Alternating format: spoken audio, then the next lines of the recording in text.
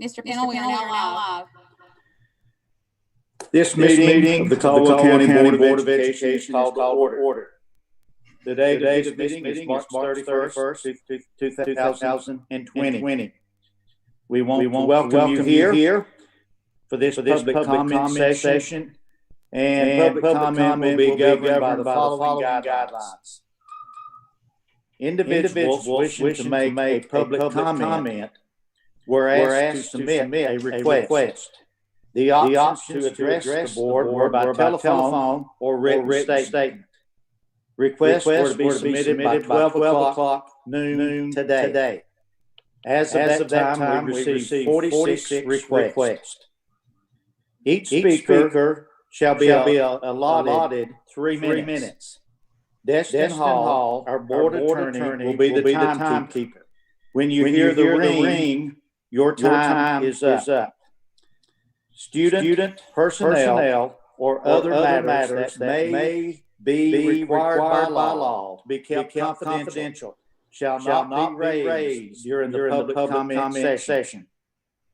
Board members will not respond to individuals who address the board except to request clarification of points made by the presenter.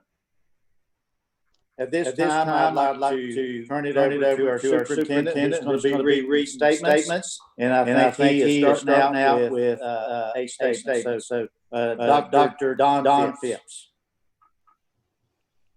Thank you, Chairman Pennell, and I want to welcome those who are a part of this with us virtually, those that are watching this stream and listen to comments. I'm going to be reading these. The actual presentations will be in the order that individuals signed up. So I'm beginning with a statement by Myra Moore, and I'm simply going to read the statements here. Thank you for this opportunity. This is not a happy time for any of us. You have encountered a budget shortfall that has happened over several years. Some circumstances were beyond your control, and some were just poor choices. In the last few years, the student population has decreased in the entire county.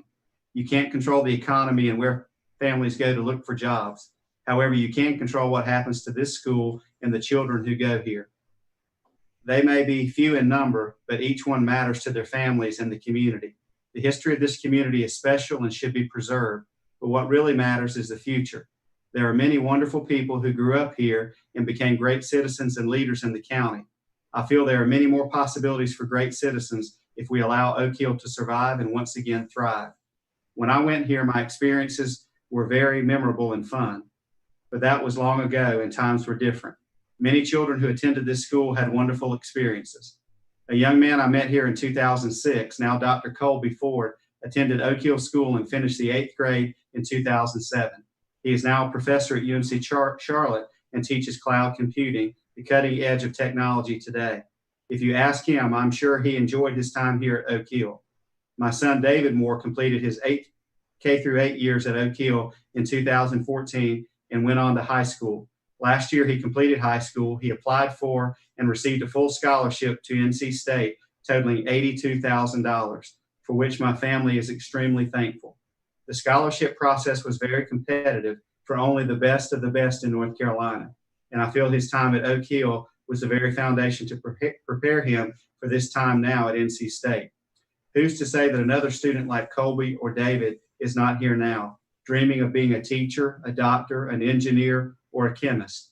There's something here that works for so many kids, and you can't quantify it, score it, or label it. Oak Hill builds confidence and character beyond the lessons from books. I'm truly grateful to my son's teachers for preparing him for the next step in his life. My husband and I did our part, but the teachers and teacher assistants here went above and beyond. That is what matters to me. That is what matters to all the parents here. As a parent, I want my son to be prepared and given the same opportunities just like other students. We want Oak Hill to be given the same opportunities as the other schools in the county. As you realize, by all the concern in this community, you give us a chance, and there's some wonderful possibilities. We are all here wanting to find a positive resolution for Oak Hill. If we had known sooner about the financial problems, there are many people here who would have rallied around you and helped you in whatever way possible. Waiting until the last minute to publicize a budget problem is not good. Look at our current health situation and see how that goes over. In conclusion, I want to say Don't look at closing the school as a quick solution to a problem that was years in the making. Thank you.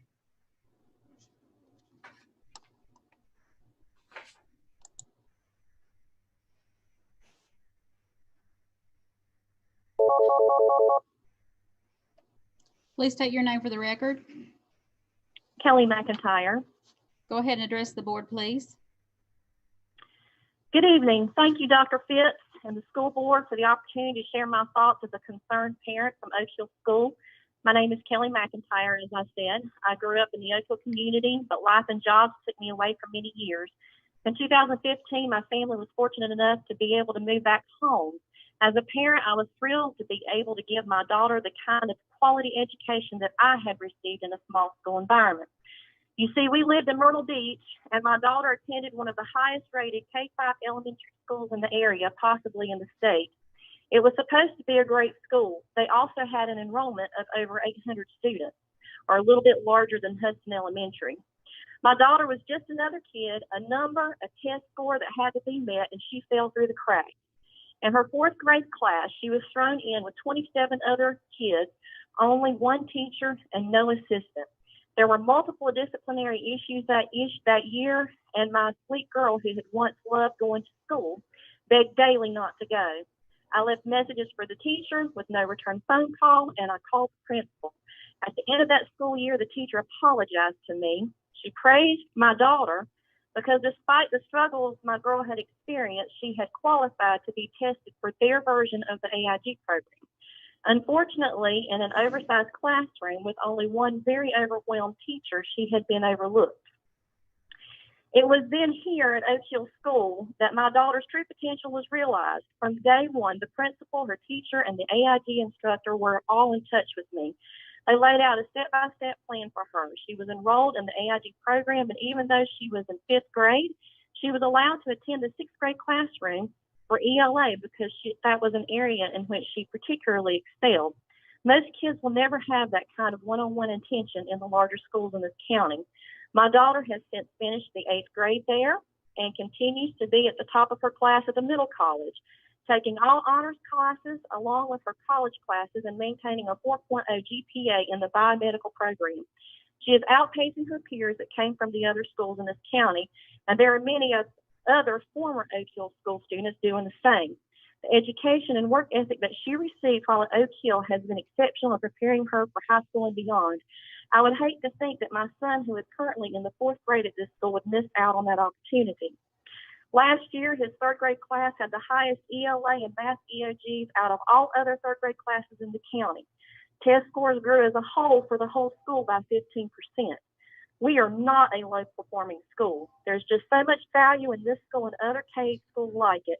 Oak Hill School, if properly funded and allowed to continue, could be a role model for other schools in this county. I please ask you to take this into consideration. Thank you for this opportunity to speak. Thank you for your comments. Thank you.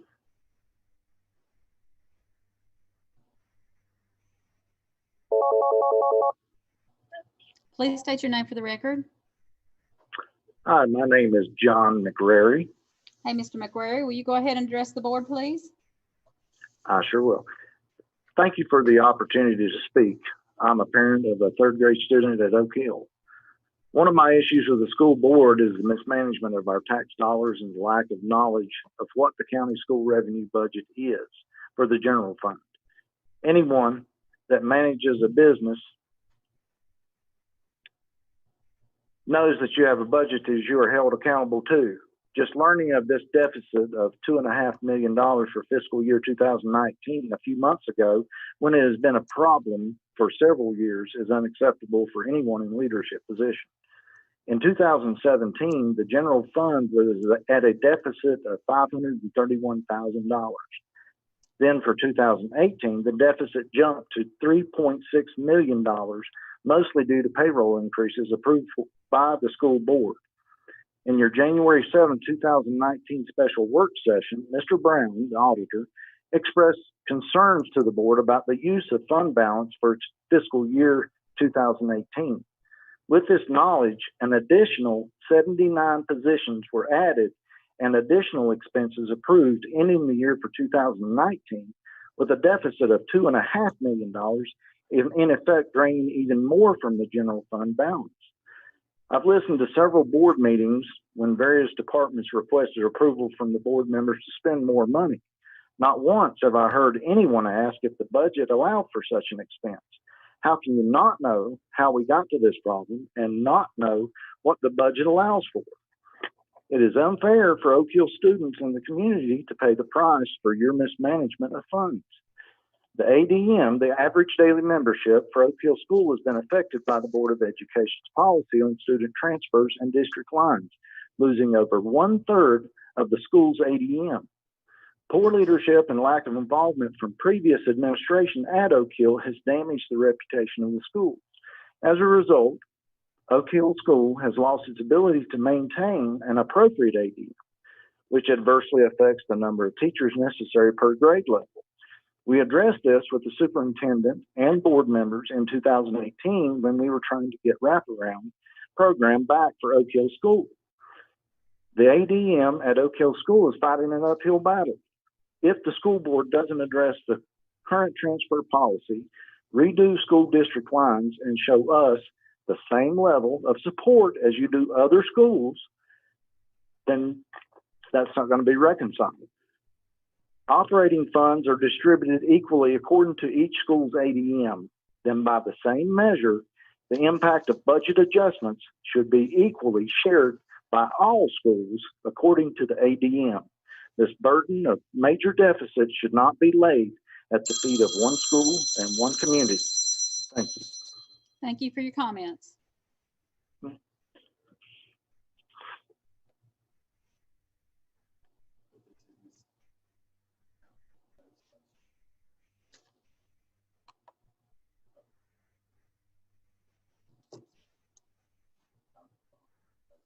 Okay, do you have anybody on hold?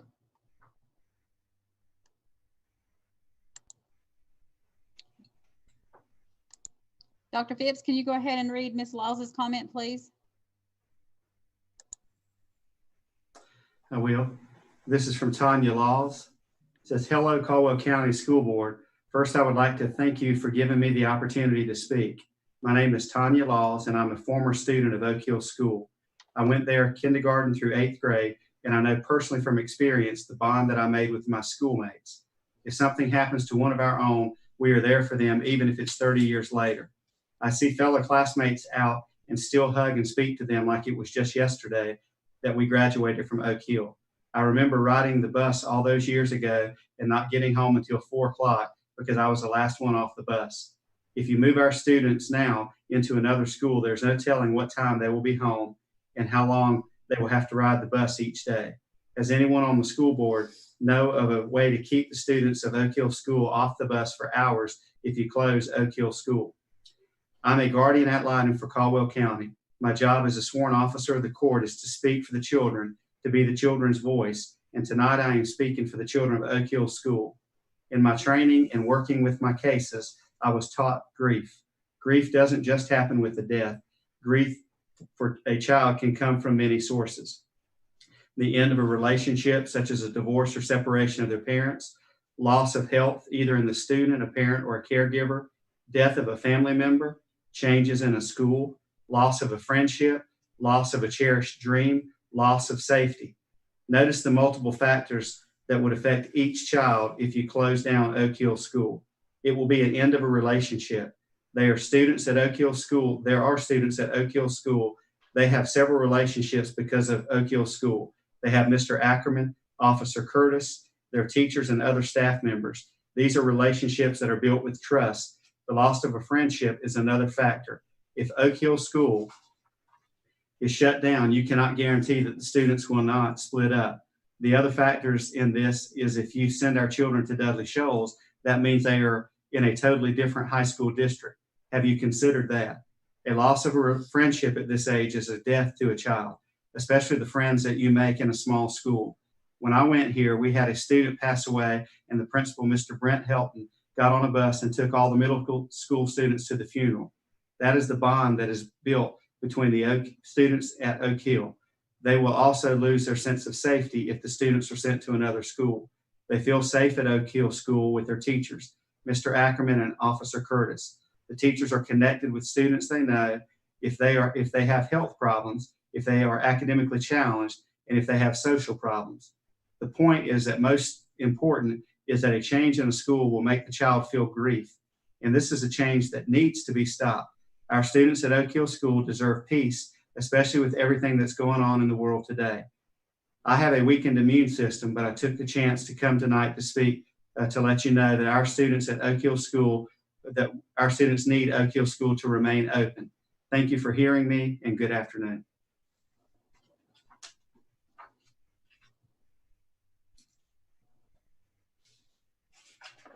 Then I believe we have a second statement from Annie Edwards. Hello, board members. I'm the other Ann Edwards, the one not on the school board, and I go by Annie. First, I want to thank you all for the meeting and giving us a chance to hear for ourselves the proposed budget cuts. I also want to say that thank you for deciding to do a full study on the impact of closing Oak Hill. During that meeting, Dr. Phipps announced that administrators have been able to find more than $1.5 million in savings from other areas. That leaves $1 million of the original $2.5 million in cuts needed for the school budget. If we could get a 1/4 cent sales tax increase on the ballot and approved this fall, this would go a long way toward funding this shortfall. The consensus of the majority of the citizens asked if they would support such an increase is overwhelmingly positive. On your own Caldwell County Board of Education organizational chart, the citizens are the top level of the structure, above the board. Therefore, if this tax increase is a choice of the citizens and could be accomplished, how could this change the decision of the board regarding closures? As everyone has been telling you, Oak Hill is more than just a school. It's a community, and closing the school would take the heart of our beloved community. What we are asking is to research other means of dealing with the budget shortfall that do not include the closing of Oak Hill or any schools. The closing of Oak Hill would not remedy the shortfall. It would only be a drop in the bucket. Having had a background in fundraising, I know there are always multiple ways to raise needed funds.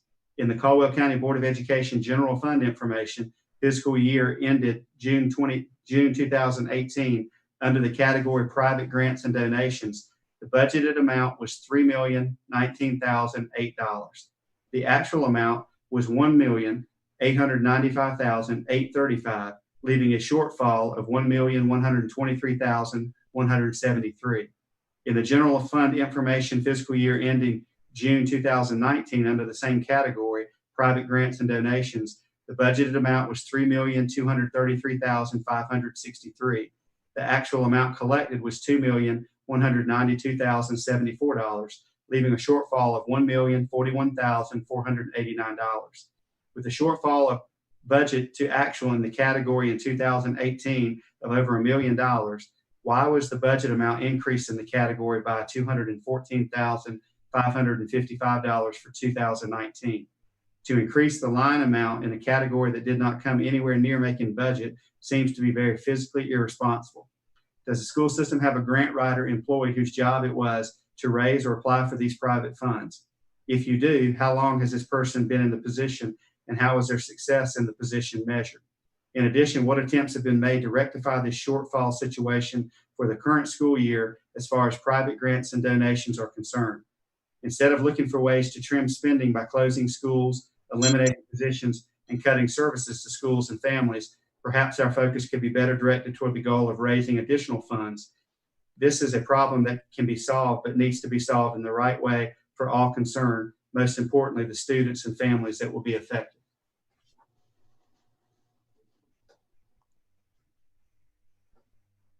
Okay, we have several people who have submitted their phone numbers, but when we are getting them on the line, they are not wishing to speak. So give us just 1 second, please. They're just watching. Dr. Phipps, could you go ahead and read Holly Mitchell's statement, please? I will. This is from Holly Mitchell. The Oak Hill community has always been my home, and that's where I want my children and their children to reside. With no school to support our community, why would they want to live here in the future? Oak Hill Elementary was my school from kindergarten to 8th grade. Now my fiance and I together have 4 children who attended in grades ranging from kindergarten to 5th grade. Also, my niece attends, and I am her child care for after school.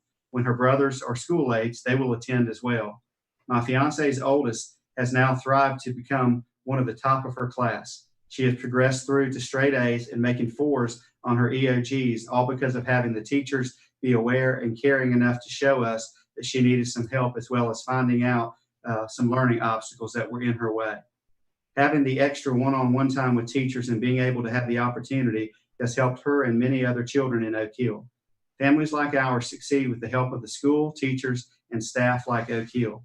They are willing to go the extra mile if we are in need, and they know if they need me, I am there. Oak Hill may be a smaller school, but it is family. It's hard enough starting school when you're a kindergartner, but to have to start all over at a new school. For my kindergartner, it's going to devastate him. We had a hard time getting to where he is today with leaving home every day and getting into a routine of learning. There has been a big improvement in him with being at Oak Hill with his sisters and cousin. If they do not get to stay at Oak Hill, most likely they will be split up, and it will be so much harder on them and me, having to transport longer distances and the medical appointments they have. It will be putting more pressure on me as a parent.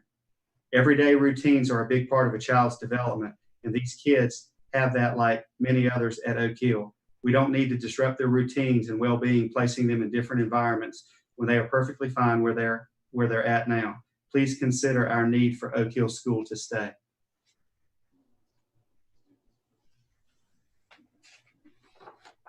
Dr. Phipps, would you please go ahead and read Casey Tester?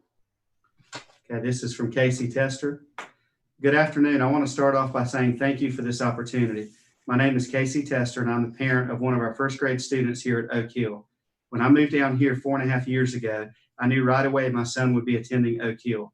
I needed a school that was going to challenge him academically, push him beyond his own goals, be able to set his future, and a school where the roots ran deep within the community, and a school that had a strong family value. That was and still is Oak Hill. My dad told me from day one that my son not only needed to know how to read and read well, but he needed to understand what he was reading, because literacy is the base of our children's education. With the help of the school, staff, and community, my son has excelled in ELA far beyond his goals, which I do not believe he would have done in a bigger school with less one-on-one time with the teacher. My son's biggest fear is to be another face lost in the crowd, and that his education will go downhill if he is made to attend a bigger school. Oak Hill is a thriving school that needs the chance it deserves. It's a school that has molded so many children in ways a bigger school can't, and our children shouldn't have to suffer through a school closure over something they had no part in. We need to save our children's education, not destroy it. Thank you. Okay, we need 1 moment. We have a caller on the line.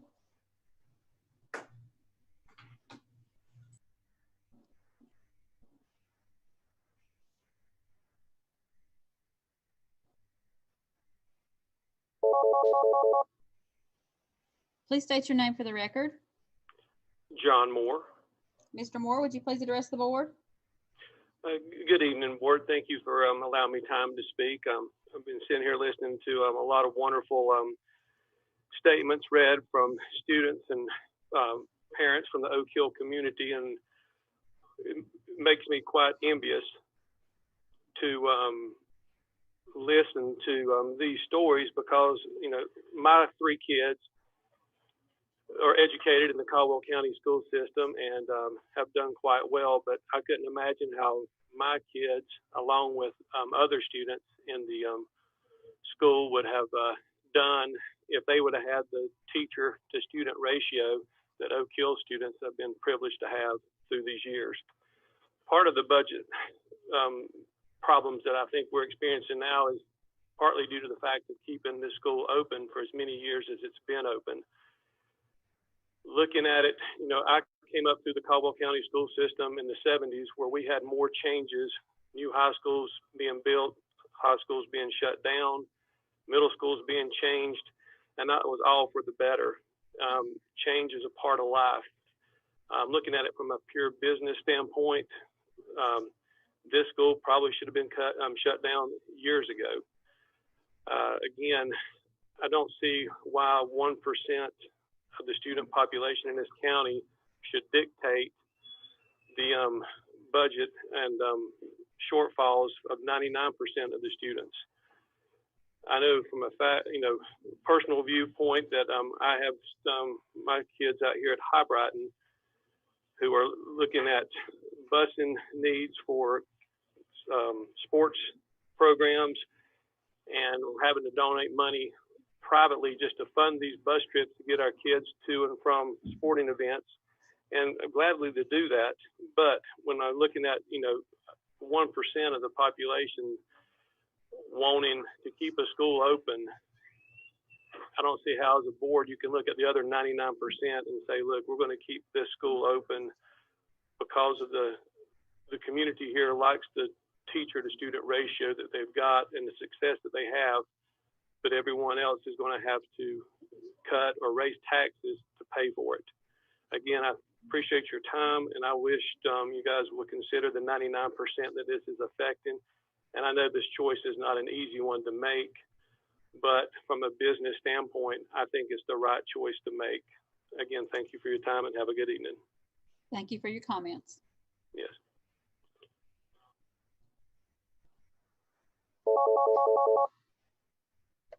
Please state your name for the record. Maggie Otten. Ms. Alton, please go ahead and address the board. All right. Thank you all so much for allowing all of us the opportunity to speak today. I'm an Oak Hill alumni who went here from the 4th to 8th grade. When I was 9 years old, my family moved from Lynchburg, Virginia, here to Oak Hill, which was a very hard move for me, and I really struggled initially to fit into a more rural lifestyle here. Despite being drastically different from the large elementary school I'd gone to before, Oak Hill made the transition so very easy for me. The teachers take care of each individual student, providing one-on-one attention, and the kids have a unique bond that only comes from a small environment like that. I've witnessed firsthand how small class sizes and familiarity help shy kids come out of their shells, teach kids with anxiety to stand up for themselves and find their voices. Because at Oak Hill, it's the same cliques and social interactions of a larger school, but on a smaller and more manageable scale. Where I benefited most from going to Oak Hill came from my extracurriculars, specifically with the music and chorus class. The teacher at the time was very invested in our small music class of roughly half a dozen students, and I have been playing instruments since I was 5 years old. So I mostly breezed through the coursework, but my teacher noticed because there were so few of us. And when I completed a task early, she sat with me. She taught me piano and started teaching me ukulele. Now she printed out specific sheet music that she knew I would like and really helped me individually with patterns. And if you fast forward 8 years, now you can hear me some Tuesday nights at the 1841 Cafe singing with a ukulele I bought myself. As far as the academic benefits of a small school like Oak Hill, they take time in helping both students who are behind the curve, but also they take great stock in their more advanced students. I was a straight A student when I lived in Virginia, and I continued to be one at Oak Hill. I was placed in their AIG classes that gave me challenging math and reading assignments. When my 5th grade teacher noticed I was getting bored in math class, she sent me to middle school math, where I was given the foundations I needed to succeed in high school. In middle school, I participated in advanced virtual classes that were transferable to a high school. Oak Hill prepared me for high school, prepared me for college, and has prepared me for life. I'm better having gone there and having been a part of this community.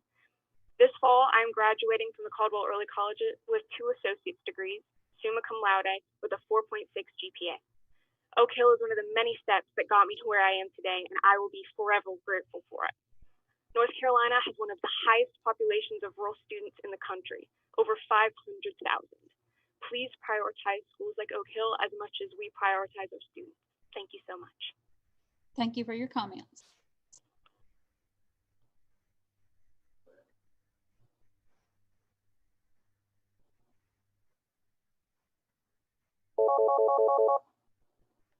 State your name for the record. Philip Alton. Please go ahead and address the board.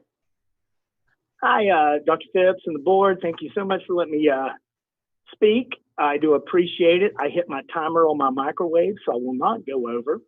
A couple things I'd like to say. We'll get through the mushy part. You know, my mom and dad both went to Oak Hill School. They went to Oak Hill High School.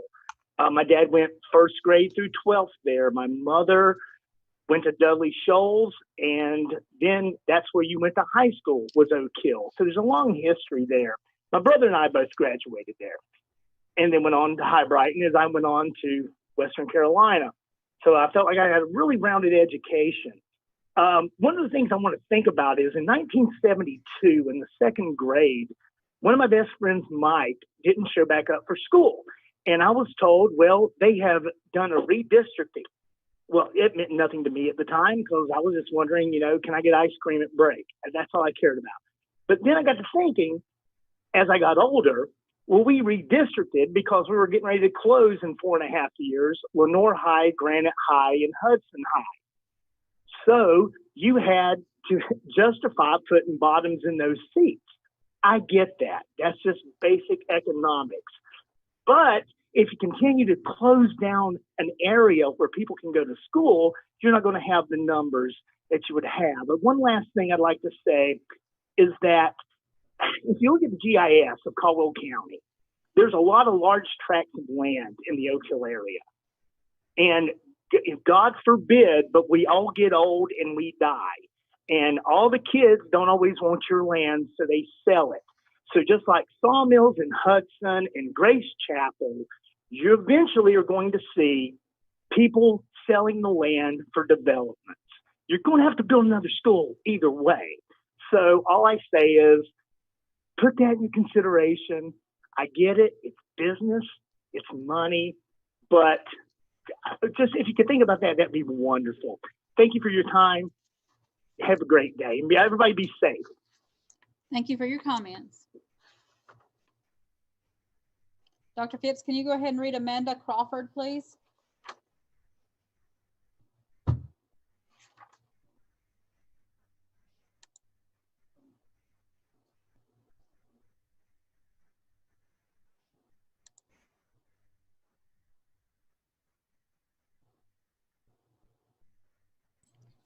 Sorry about that. I couldn't find my mouse on my screen to unmute. This is a comment by Amanda Crawford. My name is Amanda Crawford. I'm one of the PTA presidents at Oak Hill School. 2 of my children have attended this school. One is now in high school and the other's a rising 7th grader. I also run the PTA basketball league along with a few others. We compete with other K-8 schools, but students can sign up regardless of what school they attend in Caldwell County. Oak Hill's PTA basketball is one of the larger organizations with very dedicated athletes and parents attending year after year. This past season, all of our basketball teams placed 1st or 2nd overall. I don't know if you've been to one of our basketball games, but we always pack the gym. It's one of the nicest in the county, in my opinion. We pack the gym with Oak Hill community, grandparents and parents that have gone to Oak Hill, now watching their kids and grandkids. The same thing happens for our school sports too. Our community supports Oak Hill, and that is what makes it great. There are some who think K-8 schools should be a thing of the past. I wholeheartedly disagree. When we moved here from Florida, I was excited to find a school with smaller class sizes. My husband and I feel that it has been a great environment for our children compared to where we moved from. They are both thriving, and my high school son is in honors classes. The mix of K-8 and the tri-level schools in our county is a good thing. Other K-8 schools will suffer if one closes because, among other reasons, it will limit their sports programs. Competition through sports is healthy. We should embrace it and find a way to forge ahead with a call to action by both the school board and the community. This is a community and county issue, not just an Oak Hill school issue. I know that the Oak Hill community will step up and do whatever it takes to save our school.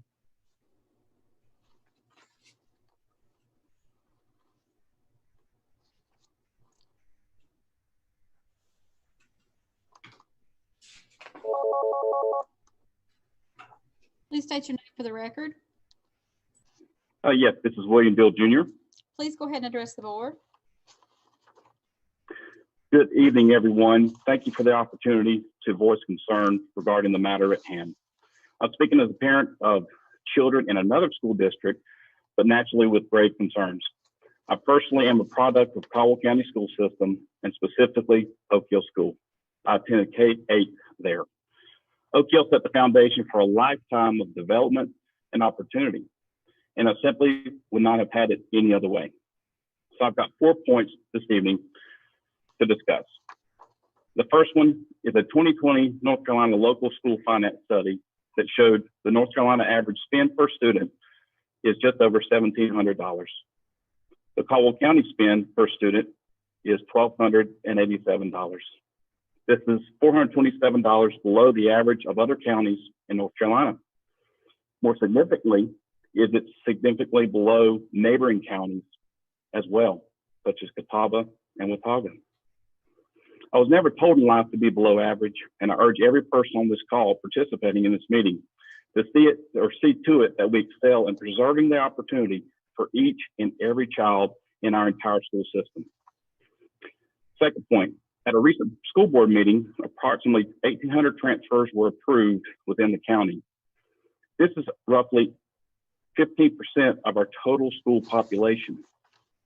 Based on the events of that meeting, it appeared as if it passed with very little discussion, evaluation, or concern. My question is this: what financial impact did this equate to? What cost burden did we just further propel? What further deficit did we just create?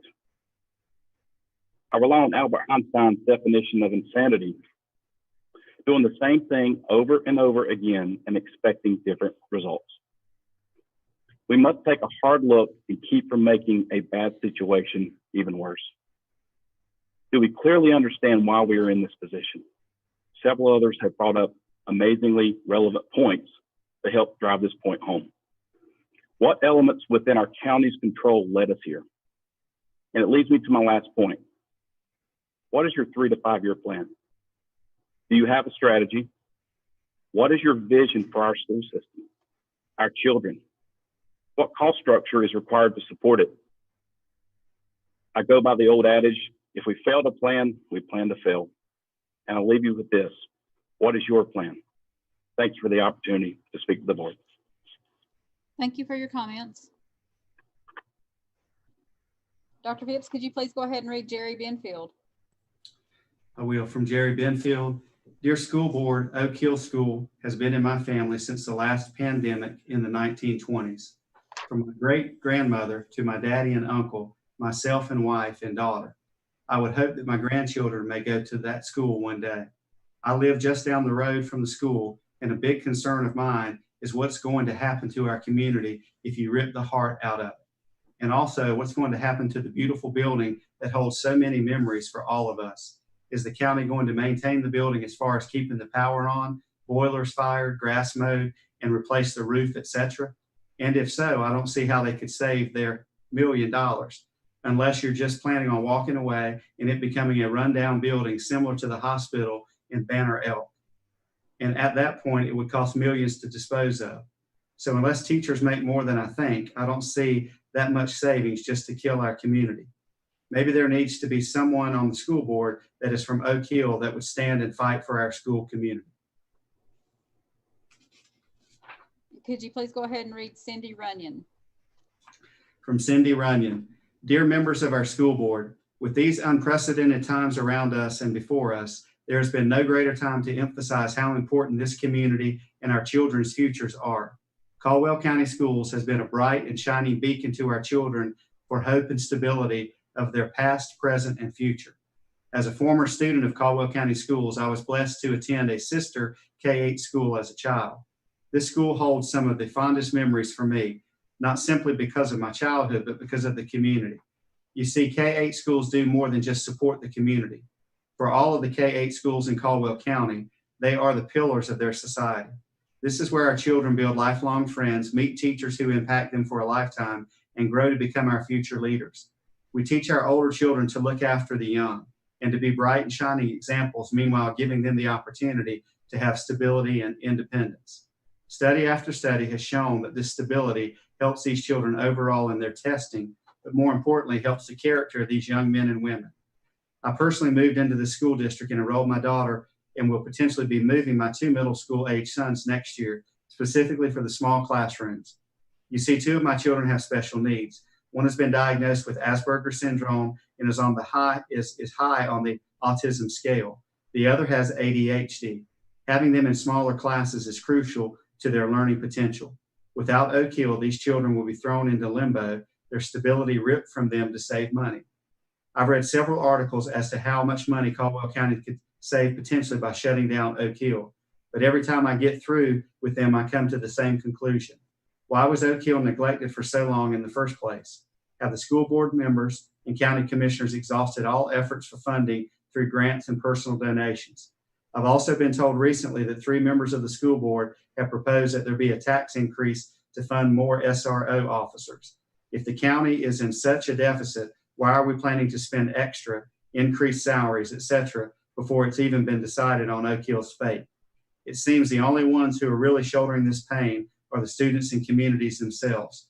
Jobs will continue to be found. Schools will have money funneled to them to build more, and our children will be devastated in a new school with no children surrounding them, new teachers that they don't know, and parents struggling to get their child to a school even further away.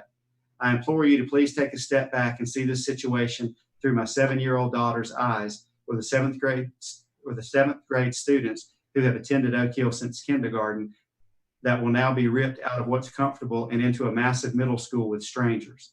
Our children should never have to be the ones to burden the pain of grown-up decisions. Instead of making cuts like this and changing these innocent children's lives, I ask that we take this scenario and flip it upside down.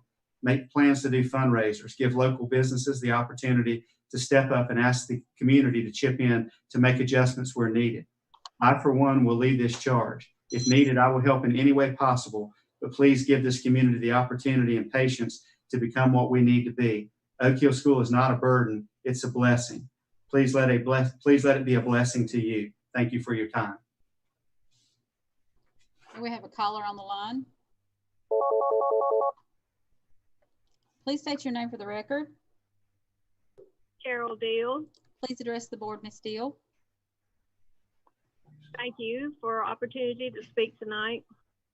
My comments tonight will address those that will be on the study committee for evaluating the effects of Oak Hill School possibly closing or staying open.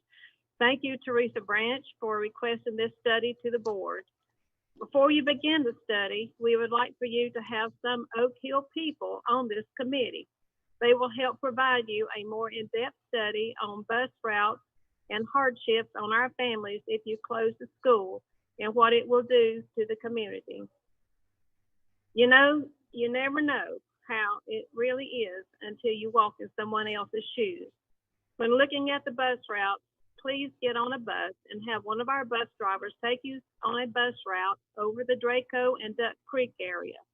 Have them make the usual bus stops and then back to the school. Then add the time it would take to get the children to the next appointed school. This will give you a better experience to really evaluate the time some of our kids will have to be at the bus stop, the riding times, and then getting back home in the afternoon. Other questions that need to be considered are the effects of new housing that is being seen in the Oak Hill community. Will children have a local school to attend? If not, then more busing, more crowding, and more traffic congestion. Also, take a closer look at the transfer policy and make it stricter to have kids transferred out of their district. This will better equalize the student population for all schools surrounding the Oak Hill district. Look at expanding the Oak Hill district lines to bring more kids into our school. Another question is, how will you maintain an empty building? How will other schools be affected by crowding them with our kids? Study the amount of traffic already at Laurel Creek and William Lenore schools. More traffic lines will not be better. Find out why you are losing students in the past few years. When studying the budget, look at how the following things will save money and could be added to the fund balance for next year. Today, all the schools are closed. There will be no EOGs done. Buses are not running, therefore saving gas, maintenance, and repair. Workshops and seminars are canceled. This should make up some of the deficits in the fund balance. Last but not least, closing Oak Hill School will have a devastating effect on our community. It is not like when the East Harper School closed or Lenore High School closed. Those kids were already living in close proximity to each other. We will lose our community identity. We will be out of touch with our neighbors, and there will be no central place for community gatherings and activities. So please use this best wisdom and consideration of the effects this will have on our kids and our Oak Hill community. Thank you for letting us speak tonight. Thank you for your comments.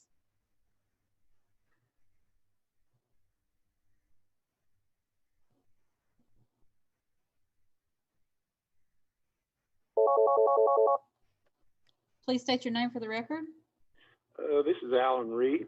Please address the board, Mr. Reed. Okay. First of all, I'd like to thank Dr. Phipps and the school board for listening to all of the people in our community that are calling in.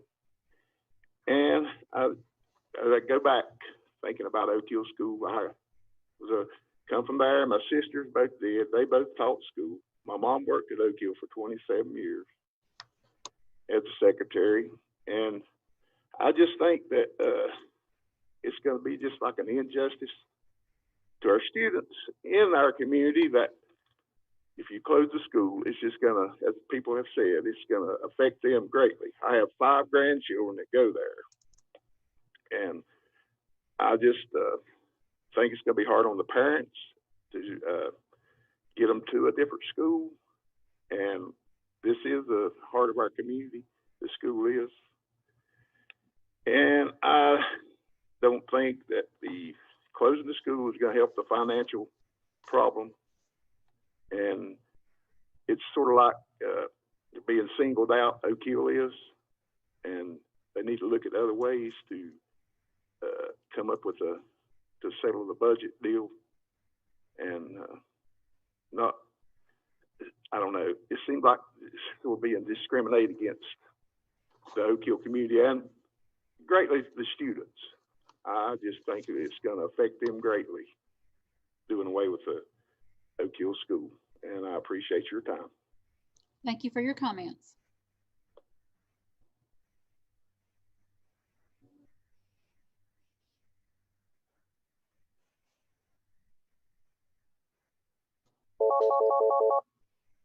Please state your name for the record. My name is Greg White. Mr. White, please address the board. Okay. Well, I'd like to thank you first for what you do in striving to protect the minds and therefore the lives of our kids. And for now and in the future, thank you for that. And have a couple of things I'd like for you to consider in this decision of closing Oak Hill School. Number one is we presently have 4 large tracts of land in Oak Hill that's for sale right now. 3 of them are in the hands of realtors and 1 is in the hands of a private person who already has it advertised that it's for sale for home lots. So my question is, if one of these properties, we got 70 acres, 82 acres, 93 acres, and 964 acres, but if any of those happen to be purchased and actually developed, does that paint a different picture for what we're considering now for Oak Hill School? I know the 82 acres, which is just maybe a half a mile from Oak Hill School, is actually very ideal for development. You could probably utilize 100% of that 82 acres for housing and, of course, some streets and infrastructure. But that could probably produce easily 100 homes if it was fully developed. Therefore, if you just had 1 kid per home, you'd have 2 for some, 3 for some, and none for others. But anyway, you could maybe possibly have 100 kids added to the school. And I was at the lawyer's office the other day about a piece of property, and they were telling me they were working overtime to try to work out all the closings on homes that people were asking them to do for them. And anything $250,000 and less was selling like hotcakes, I was told there at the lawyer's office. They even asked me if I wanted to sell my home, they could sell it for me. But anyway, so we might say that, you know, that's out there. That probably will not happen. But, you know, what if it did happen? The possibilities, I think, are good with the market, you know, for $250,000 homes and less. And it's just hard to say how things will work out. I mean, with this coronavirus, when's it going to be over? Who knows, and what effect will it have? So just as we don't know that, we don't know for sure what could happen with these tracks or homes.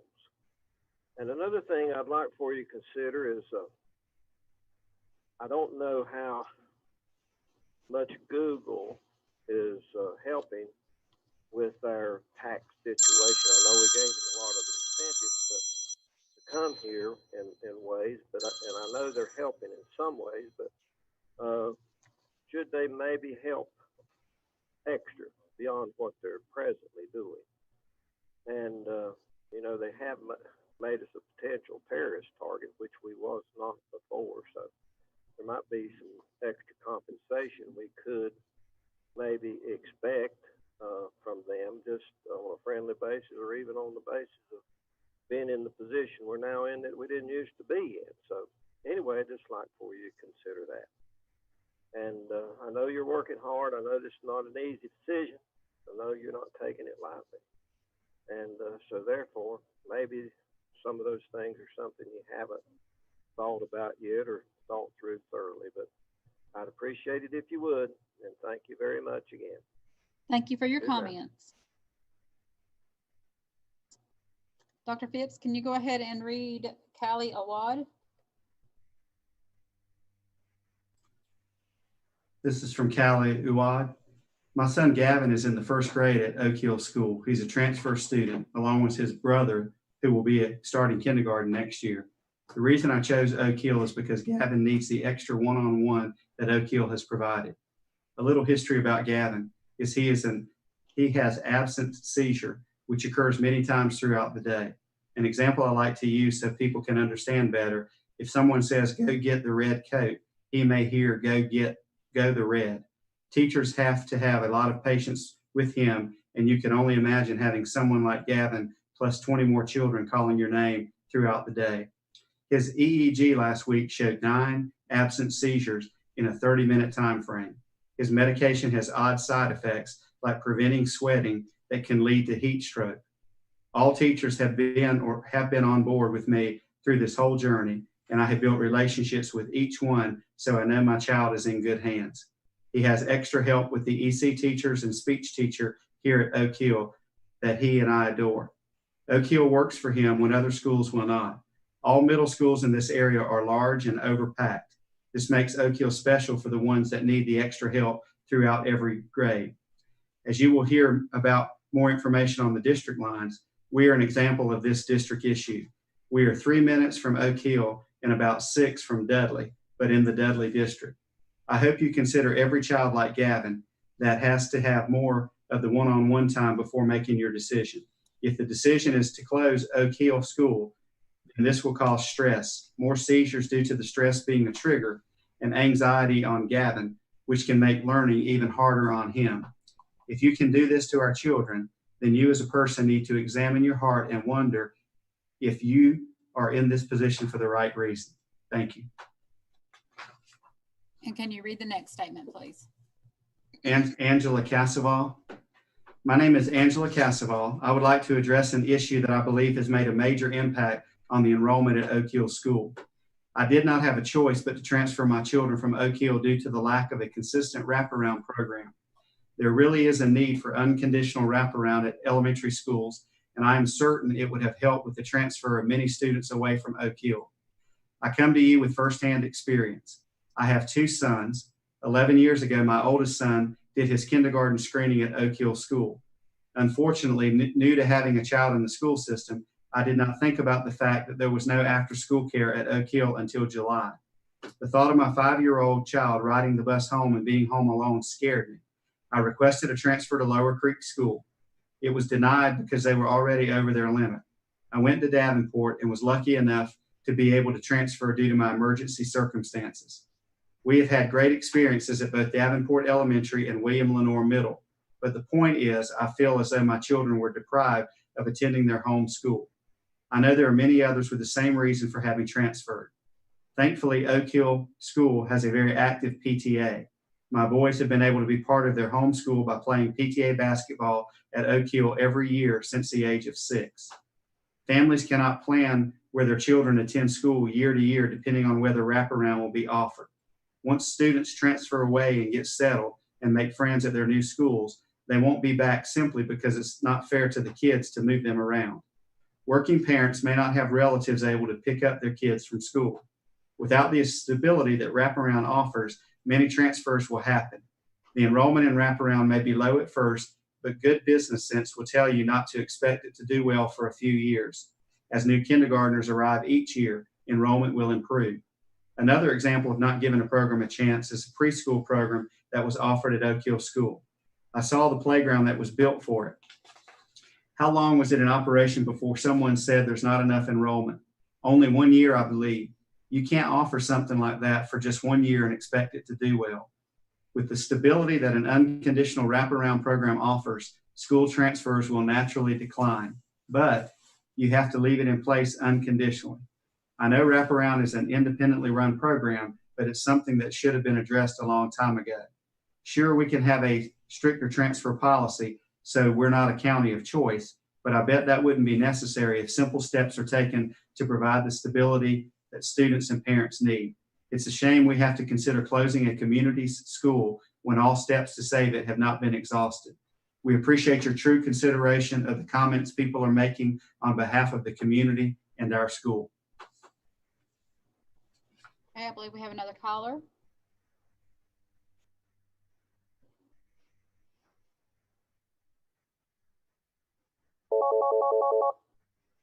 Please state your name for the record. Sharon Childers. Please address the board, Ms. Childers. Thank you. First of all, I'd like to say that I'm very fond of community schools, K through 8. I feel that the children get a much better education there. They get more support from their teachers. The parents get more support from their teachers. There's more communication there. They teach these students a sense of community, which is what this is all about.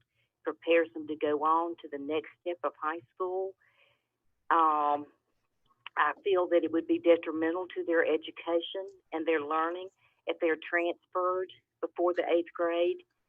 You know, 8th grade will be going on to the next school, but these children will lose their friends. They won't be transferred to the same schools possibly. And, you know, it's just, I think it's wrong. I don't think they will get the support that they need in the other schools. And not to say that there's anything wrong with the other schools. It's just that they're used to this school. It's a very good school. It's got good recommendations. My granddaughter went to a K through 8, and it was a very good school as well. It was Cove Creek in Boone, and they were so special to these students. She's gone on to high school now, but she had good support all throughout this school. I think it's very important. These smaller schools teach these children a sense of community, and that's what it's all about. So they grow up to give their children this sense of community.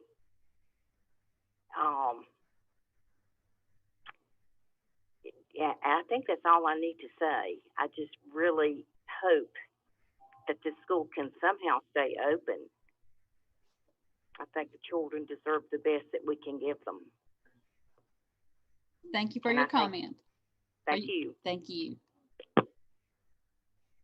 Okay, next caller.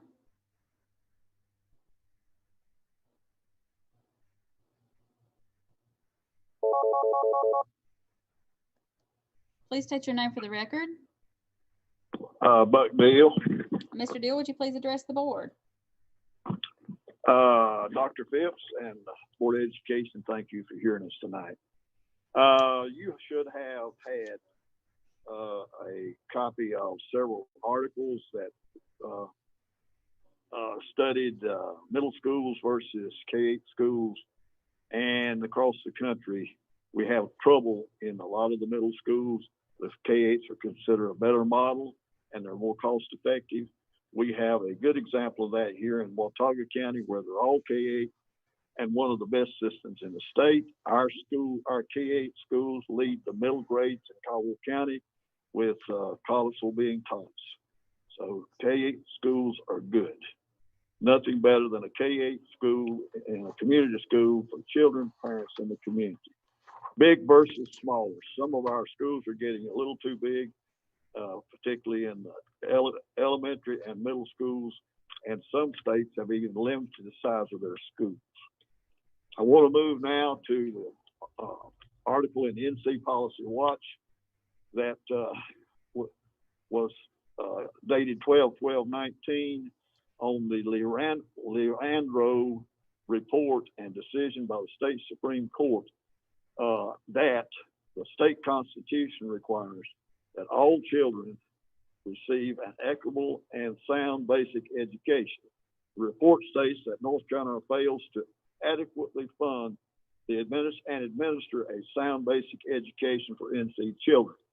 The Education and Law Project of the NC Justice Center is working with disadvantaged schools and communities across the state. Board of Education, this may be an opportunity for us here in Caldwell County. Next, the Public School Forum shows, as was stated earlier, that there's a $427 deficit in local funding for our students compared to the state average. If you take our 11,300 students by $427, you come up with $4,825,000 a year. Let me repeat that, $4,825,000 in a year. And that means locally, we're not funding anywhere near the state average. And I'm sure, Dr. Phipps, y'all could use a bunch of that $4,825,000, and that would mean we'd have to call on the commissioners for help. What to do? You got to do what's already been said. It's obvious. You got to move the district lines, optimizing to qualify for more state funds. You got to implement a strict transfer policy, attempt to pass a 1/4% sales tax, and we will support that for education. The county commissioners may have to dip into their fund balance to help our kids in Caldwell County. Do not close any K-8 schools, since studies show the K-8 model to be better than the middle school model. Some districts across the country are already moving back toward the K-8 model. Thank you for listening to us. Thank you for your comments. Dr. Phipps, I believe you have 2 statements left to read. I have one. I have Krista Pelfrey. I'm a concerned citizen and mom who is very upset about the financial situation of our school system. I grew up in the Oak Hill community since moving here in the early 90s. I'm a graduate of Oak Hill Elementary School. I personally went on to attend and graduate from High Brighton School and college. It has come to not only the attention of myself, but other parents as well, that the future of our school is in jeopardy because of the current financial situation of the Caldwell County schools. This is extremely upsetting, since we as a community believe that Oak Hill is an outstanding school. My oldest son has already finished the 8th grade at Oak Hill and continued on to High Brighton High School, where he graduated as an 8B honor roll student, all while playing multiple sports. The superior education that he received at Oak Hill School played a crucial role in preparing him to be successful in high school and beyond. I would hate to think that my son, who is currently in the 6th grade, and daughter, who is currently in the 4th grade at Oak Hill School, would miss out on this opportunity. I'm not a fan of larger schools and cannot imagine sending my 2 youngest children anywhere else but Oak Hill School. The personalized attention and the fact that all the teachers know my children and myself makes a world of difference, not to mention smaller classes with lower student to teacher ratios, which ensures that kids don't fall through the cracks. I personally believe that losing our school would most certainly put our kids in larger schools that can't and won't meet their educational needs, nor would they meet my expectations as a parent. We love Oak Hill School because we know the teachers are highly invested in our students. Some of the teachers even grew up in the Oak Hill community and went to Oak Hill School. I know them personally. They always make time for me and my child, and some are personal friends. You simply don't have that kind of family connection in a larger school like Dudley, Lower Creek, Wheeling, or Hudson. Oak Hill School is essential and necessary staple to our community. If we lose the school, it will be the death of Oak Hill community. We are not like schools such as Valmead or West Lenoir, which are located in town with all kinds of resources for community connection. Everything that keeps this community flourishing flows out of our school. Sports, fundraisers, and community gatherings are all centered around Oak Hill School. Furthermore, without our school, many of our kids will have to be bused extremely long distances. We already have students that are on the bus for an hour just to be transported to Oak Hill. What will their ride times be if they have to go to Dudley or William Lenoir? It's my understanding that if Oak Hill is closed, our middle school students would attend William Lenoir and our middle school students, elementary school students would attend Dudley Shoals. Where would all our middle schoolers go if William Lenoir Middle School is 36 students away from capacity and Oak Hill has 40 plus middle schoolers? Furthermore, this would separate my two school-age children into two totally different middle and high school districts, which is unacceptable and ridiculous. I do understand that Oak Hill's teacher allotment is a big portion of the problem and a portion of the county's overall debt predicament. In my opinion, as is the opinion of others in the Oak Hill community, the county has allowed the enrollment numbers to be as they are by allowing so many kids to transfer outside the district of which they're supposed to attend. A stricter transfer policy would help to correct this. We simply need to come up with a win-win situation that benefits all students and restores people's confidence in our school system. I can tell you this, Oak Hill School may be small, but it is definitely worth saving and could even be a model for other schools to follow in this county if resources were allocated appropriately. In fact, I would never entertain the thought of sending my kids anywhere else but Oak Hill. I, in turn, would highly consider homeschooling my children if the closing of Oak Hill is the end result. I just don't think that it is fair to our children to have to suffer at misguided financial hands of the county. Someone at the county level needs to be held accountable for the lack of attention to the school budget for the last several years. Where is the money being spent? We as taxpayers and county residents need to see exact numbers, not estimates. How are you coming up with the $900,000 that closing Oak Hill will potentially save the county? I, as others, like to see exact numbers. When I say exact numbers, I'm referring to very itemized financials. Thank you.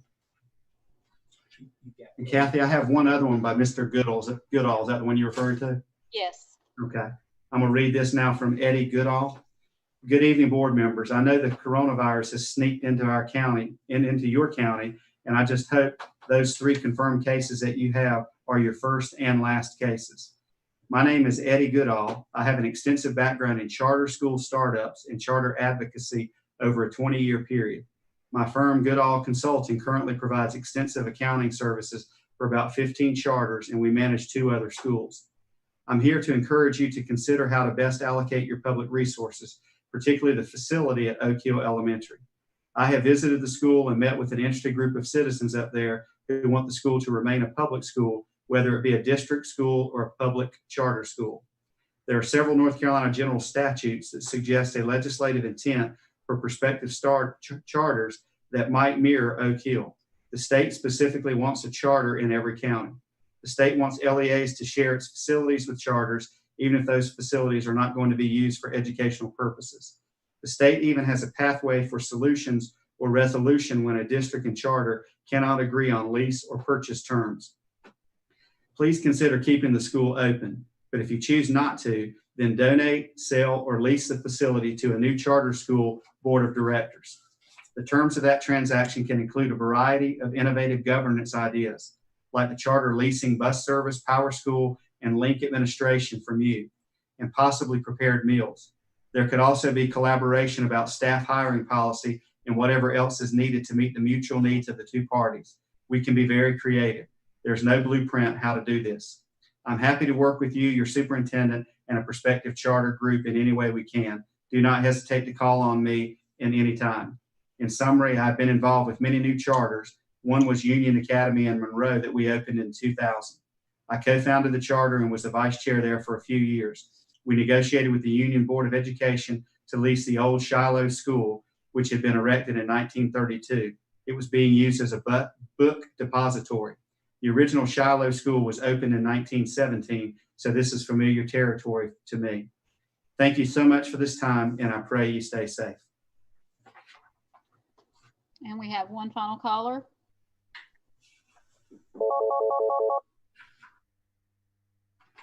Please state your name for the record.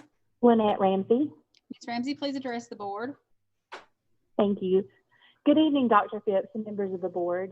I want to thank you for this opportunity to speak. Dr. Phipps, I first want to say as a taxpayer that I appreciate you taking the initiative to seek alternatives to automatically asking for more money from taxpayers, especially when some key facts are that Caldwell County school enrollment has been declining in recent years. This decision to close the school should not be based on emotions, but facts. I've listened to a lot of calls that had good things to say, but there were a lot of emotions and pulls at heartstrings. But simply put, enrollment in Caldwell County has decreased over 2,000 students in recent years. One principle to note is that we can't change the past. We can only find a solution for the situation that we're in. Future development in Oak Hill is a possibility, but it's not a certainty. And our goal has to be a productive future for Caldwell County schools right now. Closing the school makes sense financially for Caldwell County. According to the estimates provided by the school system, closing the school will save roughly $900,000 a year. Based on the average attendance of 120 students, this costs Caldwell County taxpayers an extra $7,500 per student each year at Oak Hill. Is this fair to taxpayers across the county, the students at other schools? Is it fair to the teachers at other schools that they need supplies and could use this money? The average attendance at Oak Hill is 115 to 125 students for 9 grades. Being a small school certainly has benefits, but the costs here far outweigh any benefits. North Carolina Department of Public Instruction gives schools report cards. Oak Hill has a 63. They did meet their academic growth in 2019 at 77.7, but you know that growth was actually down from the 80.5 in 2018. Caldwell County school system is here for all students in Caldwell County, not just one community. Is it really fair for all students in Caldwell County to have less money spent on them and get the same, or in many cases, better results than are being achieved at Oak Hill? Is it fair for teachers at Oak Hill to average 10 kids per class and get paid the same as teachers with 18 to 21 students? Think about the potential benefit to Dudley Shoals, other schools, Hudson. If they're able to get a few more positions while not increasing their workload substantially, it's going to benefit all Caldwell County students. Proponents have suggested changing the district lines. That's going to happen if Oak Hill closes. Of the average enrollment at Oak Hill of 115 to 120 students, there's 67 transfers out. For various reasons, the community is choosing other schools.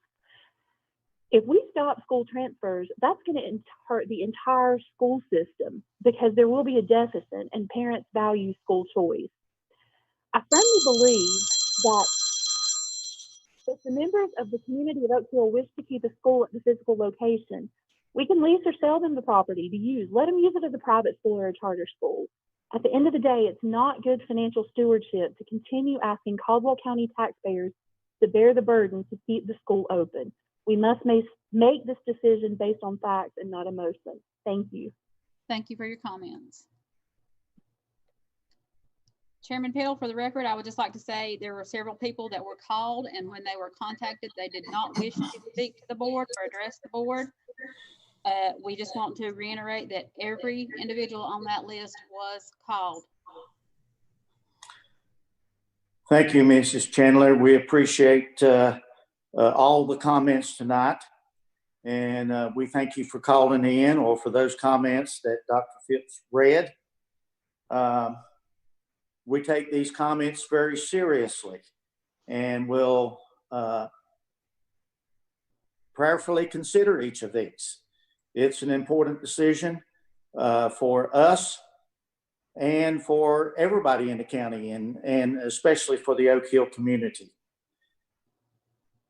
So thank you again for being a part of this public comment session. Everyone have a great evening. Do I hear a motion from the board that we adjourn? I make a motion we adjourn. Thank you. Is there a second? Second the motion. Okay. All those in favor, raise your hand. Any opposed, like sign? This meeting is adjourned. Thank you. Board members, you need to click on leave the meeting.